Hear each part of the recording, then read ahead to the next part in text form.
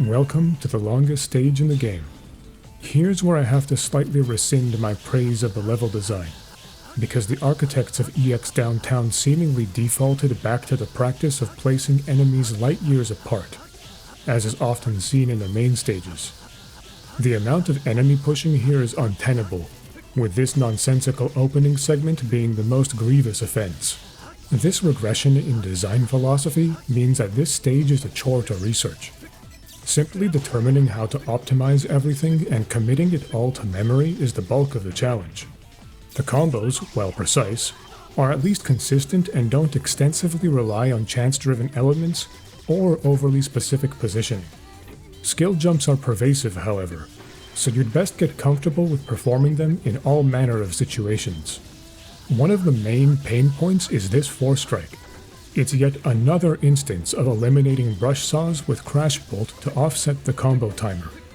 Speaking of obscure, mapping a route through the alarmingly wide bottomless pit took millennia. It highlights a different side of Inti Create's sadism, in which you waste the maximum time possible during the research phase. Despite their daredevil nature, the optimized triples are surprisingly lenient in terms of spacing. This stage is definitely imbalanced. Front-loaded is the word of the day here. The segment prior to the Siren Room could constitute a whole stage by its lonesome, whereas the back half spends a large portion of its resources on a platforming gauntlet. I'm just spitballing, but it wouldn't surprise me if my failure rate favored the first half 10-1, which is preferable to the inverse. Combine that fact with the lack of absurdly exacting moments, and this stage loses its claim to the sobriquet of most difficult, despite the sheer amount of information you need to absorb to overcome it.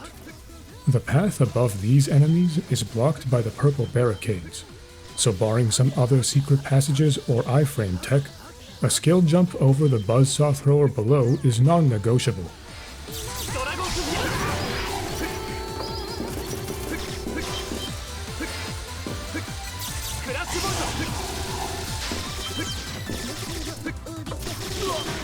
This double is guaranteed so long as you avoid landing in the small pits between the containers. The movement cycle of the brush saws is designed such that they both saunter into Crash Bolt while Gunvolt stands on the container.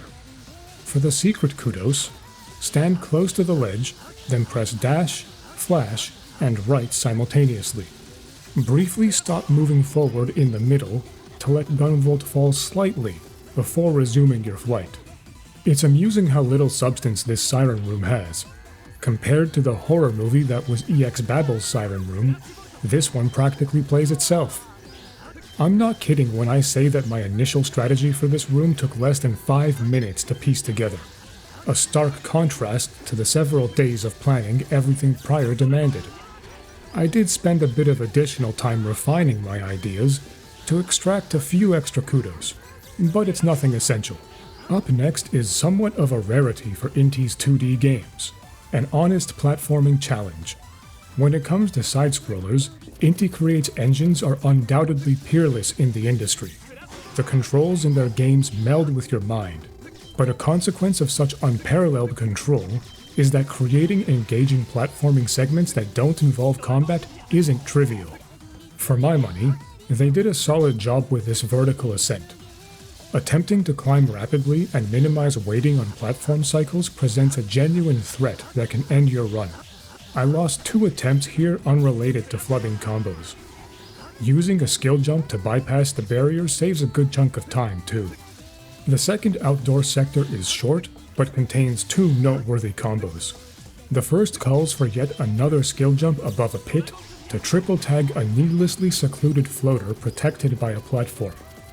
I'm unsure what the designer's intentions were, but it's barely possible to keep that floater within Gunvolt's attack range by pushing the flamethrower soldier exactly 7 times. It's your call whether you find this impressive or concerning, but I never failed this combo during my attempts. I suppose the sheer amount of failure I experienced made me numb to the pressure. The last combo exploits the Punch Golem's propensity for jumping when Gunvolt is in specific positions relative to them. Blitz the upper golem with a lightning-quick shock while jumping high over it. Then stand next to the roll cannon briefly before dropping down and using Crash Bolt. It may seem incredibly risky, but you have my assurance that this combo is reliable. The bottom golem will always jump forward so long as you hug the wall.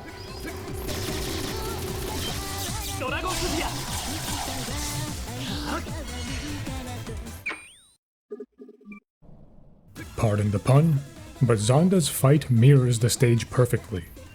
It contains a whole bunch of ostentatious showboating intended to confound you with a surplus of visual flourishes. The illusion serves only to mask the fact that Zonda's attack pattern is a series of scripted sequences with little variety. Every move is blatantly telegraphed and handled the same way every time. The battle loses its mystique once you ignore the flashing lights and settle on a strategy. All of Zonda's attacks have been enhanced, some more meaningfully than others. Most moves have male and female Zonda attack simultaneously, echoing the design of Prometheus and Pandora's battle in ZX Advent. RNG plays a massive factor in the fight's duration, as certain moves provide much bigger windows to deal damage than others. Optimizing the stage to meet the par time without relying on charitable actions from Zonda is key. If you're familiar with Phantoon and Super Metroid, think of the fight in those terms, where you have fast, medium, and slow patterns to work with. Falling Love is the fast attack, Leap of Faith is the medium attack, and the remaining two are slow. I was graced with a fast and medium pattern here, which is fairly lucky. Phantasmagoria is essentially free damage, and you can shatter Zonda's ambitions before the screen flips back.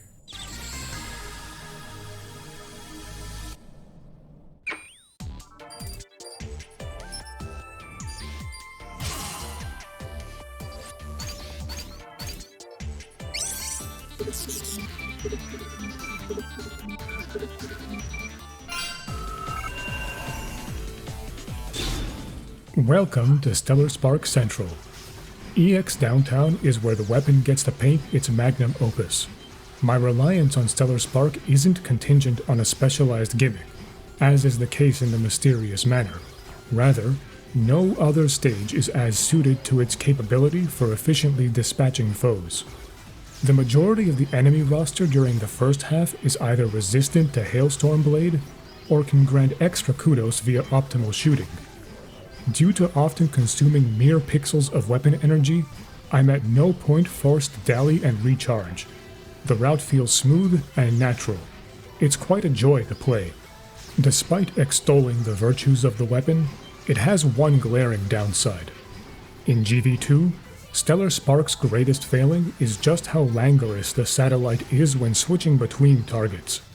Given its almost exclusive use during the first half, this limitation becomes obvious.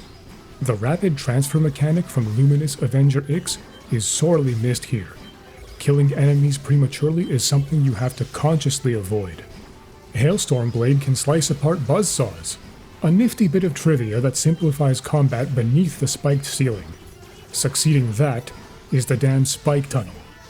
111 kudos is nowhere near enough recompense for subjecting yourself to this finicky idiocy. The most critical knowledge here is that the dash button is your sole savior. No directions are to be held, and no wall jumps are to be made. When dashing forward, Copen will bonk on the corner of each step and hit his head on the ceiling soon thereafter. The trick to consistently flying through the tunnel is to let go of and repress the dash button as quickly as possible after a bonk occurs. It's an incredibly specific rhythm. The secret behind climbing this segment without dropping your air combo is to utilize the sides of the platforms as tools to help Copen ascend, especially when dealing with the few lone platforms that aren't part of a long chain. Conveniently, the platforms rise at the same speed as Copen when he performs short bullet dashes off them, easily done by holding diagonally upward and gently pressing the dash button. The route I planned is dependable, but you may be compelled to improvise if the two sandwiched roll cannons are recalcitrant and fire off-beat. Prism Break graces us with its presence once more, presenting another chucklesome bowling puzzle. The Soul GCEX is a similar in concept, yet infinitely kinder version of the trauma-inducing bomb festival in the data facility. Only 6 floaters have to be cut down here, with the focus being on quickly dicing up the latter 3. The 4th floater can snipe Copen if you don't immediately hover backward after tagging the 3rd, a subtle yet imperative tidbit to memorize. The EX Zonda fight is a lot more thought-provoking as Copen. Out-of-the-box thinking is greatly rewarded. Plenty of tagging opportunities present themselves, but only if you can see past the downpour of pink and purple energy constantly assailing you. Doppler Desire is avoidable without destroying any mirrors by exploiting Copen's off-screen intangibility, so keep your shots concentrated on Zonda. Unfortunately, the order in which the mirrors attack seems entirely random, so keep your retinas glued to the screen. Leap of Faith is a fantastic chance to accumulate damage fast. Copen's flight obviates the need to attack male Zonda first, so deliberately tagging female Zonda as the orbs scatter is the best play to make. The sweeping lasers never reach high enough to hit Copen, so male Zonda simply gets stuck in a prolonged attack animation that produces no results. With the exception of Falling Love, Zonda will always spawn on the side opposite of Copen after an attack ends. Zonda also switches sides between phases. With this knowledge, you can be 100% certain of where female Zonda will manifest before Leap of Faith. She teleports to the opposing side before jumping back to her original point. Although it's not shown here, I deal with Falling Love in a similar way as Gunvolt, but instead of hovering with the flash field, I forward roll off Zonda during the pirouette, evading the descending crystals while maintaining tags. For the second time in a row as Copen, I'm met with the reality that a minuscule amount of farming would have put me over a major score threshold.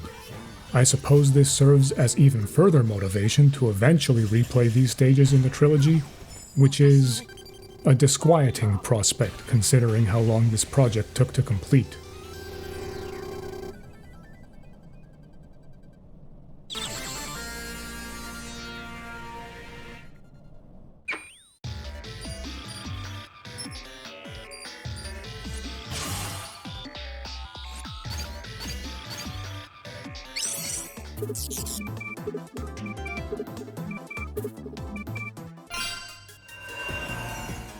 The ice physics in this stage feature exploits that enable high-speed antics while giving Gunvolt's skills further utility. This opening slide serves as a prelude to the more elaborate one preceding Copen. Here, the only challenge is setting up the first triple, but later, you'll have to perform some painstaking sharpshooting to get optimal combos while Gunvolt careens down the slopes at jet speed. Gunvolt's skills can be applied in some wonderfully creative ways owing to the stage's icy nature. When using a skill while sliding along the ground, Gunvolt will retain any momentum imparted upon him by the ice. This property can be cleverly melded with the granted invincibility frames to make otherwise inaccessible combos available. Both Crash Bolt and Dragon Sphere remain affixed at their initial spot while Gunvolt slides away, so either can be used as a pseudo shadow dash without causing unwarranted destruction. On the opposite end, using a skill while airborne negates your inertia and restores mid-air control. This level is appallingly difficult.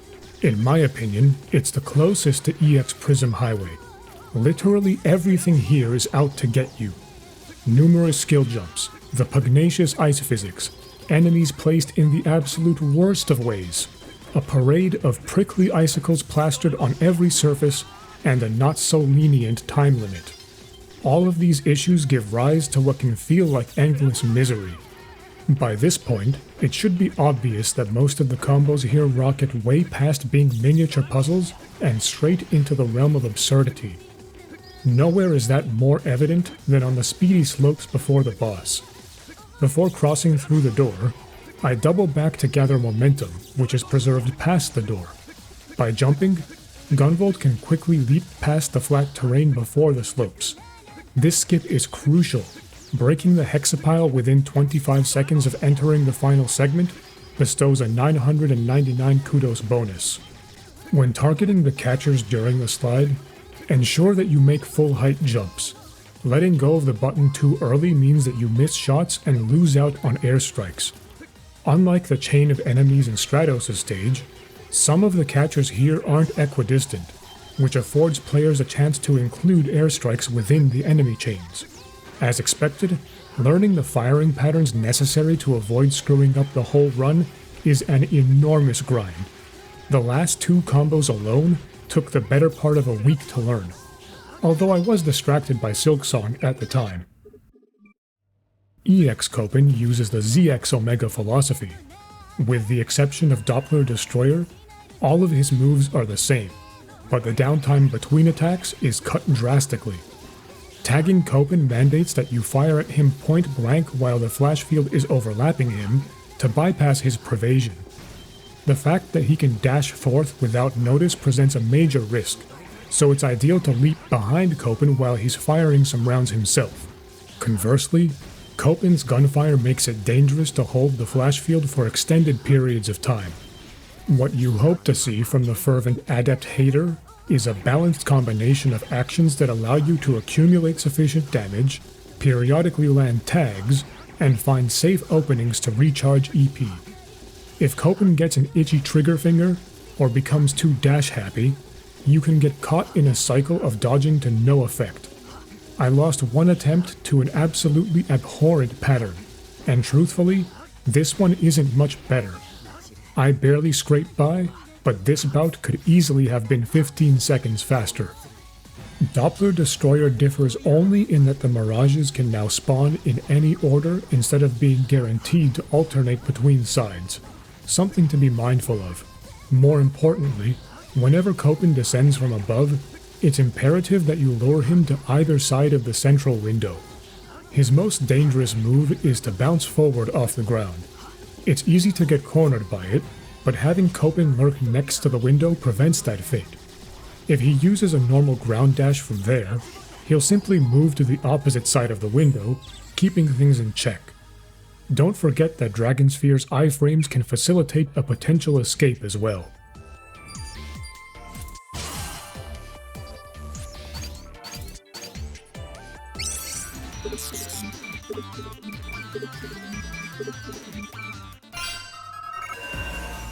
Time for the grand finale of the EX stages, and thankfully, it's not a particularly arduous journey.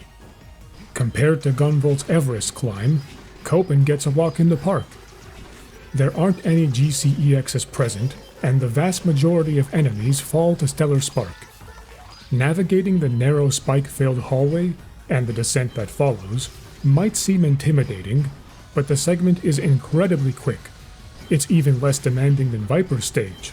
Predictably, the final slide is where the bulk of practice is dedicated. Once again, Copen's task is tremendously less frustrating than Gunvolt's. Hellishly accurate marksmanship isn't part of the equation here. Instead, Copen has the latitude to tackle a few floaters along the path for some extra kudos. In fact, stopping briefly at the third set of floaters is beneficial. Doing so slows Copen's momentum enough to keep him closer to the center of the camera, simplifying the process of slashing the last 2 groups. Perhaps this is an irregular opinion, but I'm of the mind that EX Gunvolt isn't terrifyingly difficult, at least not from a precision perspective. Rather, it's the sheer specificity of how the fight has to be approached that causes trouble. Akin to EX Zonda, Gunvolt's moves are an elaborate puzzle, with Phase 3 Voltaic Chain's Thunder bordering on Mario Party minigame status. The first 2 phases of the fight are merely Garden 4 Gunvolt sped up. Nothing special. The biggest threat he poses is simply jumping or dashing into you, with the tamer version of his chains being the only attack to watch for. Use the background as reference to step between the crash bolts. Phase 3 is essentially a whole different boss, boasting 3 new spectacular moves. Constant switching between Hydro Zapper and Twin Tail bunkers is the path to victory. Bunkers jumps eliminate the challenge posed by Astrosphere Launcher and the chains. In Astrosphere's case, you can send Copen up early to bait the sphere upward, or wait until Gunvolt launches it. Your call. Unfortunately, Gunvolt doesn't use Voltaic Chain's thunder here, but the attack is primarily a circus act. The only timing-intensive aspect to it is not getting baited by the delay on the Crash Bolt assault, a devious design choice on Inti's part. It's only possible to evade the Crash Bolts if Copen's bullets are full, so that joins weapon switching on the micromanagement list. Tracking your available resources and positioning Copen accordingly is the crux of the battle. In my opinion, Luxcalibur Mandala is easily Gunvolt's most threatening attack. Twin Tail Bunkers does nothing to help, so a well-spaced bullet dash and descent between the Dragon Spheres is your only recourse. Gunvolt's recovery time after the attack is negligible, so get away from him ASAP after it concludes. The final fiendish trick Gunvolt conceals is that you have to use Shredstorm at a specific point of his last health bar to end the fight. Otherwise, he recasts Septimal Surge and fully heals himself. It's still possible to win, which I have done separately, but your score won't reflect the effort. Interestingly enough, in that scenario, an S+ is still granted owing to the score requirement being only 2,000 points. With EX Gunvolt defeated, that concludes this run of GV2's EX stages. Without question, this is the most challenging project I've worked on thus far. Despite being the equivalent of a DLC expansion pack, my view of the EX stages is that they're more like an entirely separate game, neatly nestled away within the score attack menu, available for players who wish to dive into the depths of what GV2's advanced gameplay mechanics can offer. The level design in the EX stages is most certainly brutal, making everything prior, including GV1's gauntlet levels, look like a cakewalk. However, despite the increase in difficulty, these stages also represent a marked improvement in creativity compared to the main game's stages. Inti Create's ingenuity shines brightly. The stringent rules of score attack allow the designers to utilize concepts and mechanics without having to consider how equipment might break the ideas they implemented. All potential crutches being removed means that the EX stages are made with Gunvolt enthusiasts in mind. Sure, it's a niche within a niche, but catering to specific tastes often results in top quality, albeit at the expense of general appeal. I've definitely become a better player as a result of this project, and I mean that generally, across both Mega Man and Gunvolt. Hell, my expectations regarding difficulty got so warped by these stages that the majority of Silksong felt like a breeze to me, which is actually kind of concerning, but I digress.